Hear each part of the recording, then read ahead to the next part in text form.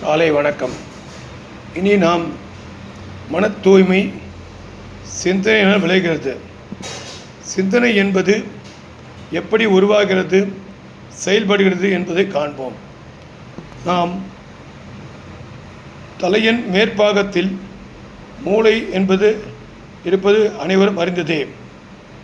அதில் பல ரேகைகள் போல் இருப்பதும் மருத்துவ கூறுகள் கூறுகின்றன. இதற்கு கண், காது, மூக்கு, நாக்கு, வாய், தொடு உணர்வு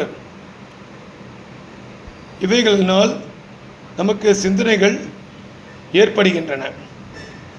கண்ணால் ஒன்றினை காண்கின்றோம். அந்த காட்சியானது அப்படியே மனத்திரையில் மூளையில் பதிகின்றது. காதால் பலவற்றை கேட்கின்றோம். அதனால் நம் மூளையின் மடிப்பு பகுதிகளில் உறைகின்றது. வாயினால் உணவை அருந்துகின்றோம், பேசுகின்றோம். உணவின் சுவை மூளைக்கு உணர்த்தப்படுகிறது. அதன் மூலமாக சிந்தனையிலே பதிகின்றது.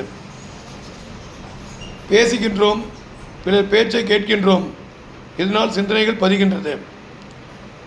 பல தொடுகும்போது ஒரு உணர்ச்சி ஏற்படுகிறது. அந்த உணர்வினால் சிந்தனைகள் பதிகின்றன.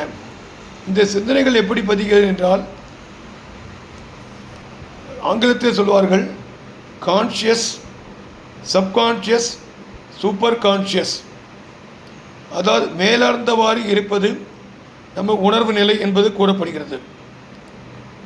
சற்றே ஆழமாக பதிவது சப்கான்ஷியஸ் என்று கூறப்படுகிறது. சூப்பர் கான்ஷியஸ் என்பார்கள். அது என்னவென்றால், நம் மனதிலே படுகின்ற விஷயங்களுக்கு அடிப்போல் படாமல் இதயத்தினால் கூறப்படி இறைவனால் அளிக்கப்படுகின்ற நினைவலைகள் தான் சூப்பர் கான்ஷியஸ் என்று அழைக்கப்படுகின்றன.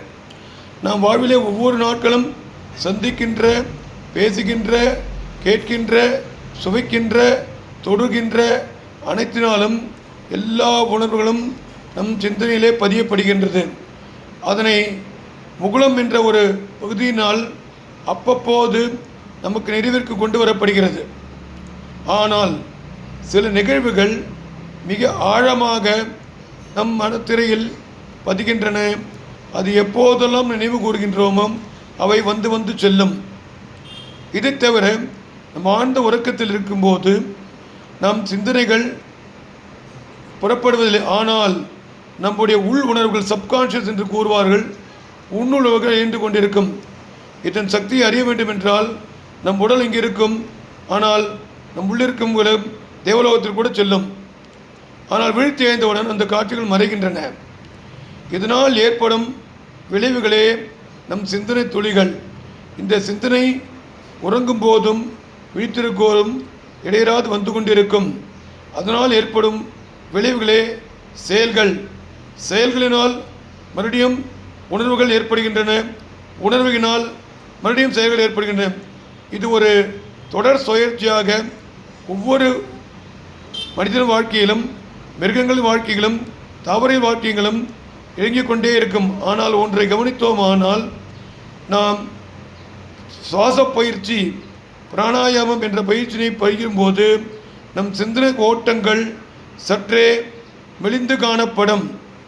இதனை பற்றி விவரங்களை மேலும் பின்வரும் காலங்களில் காண்போம்.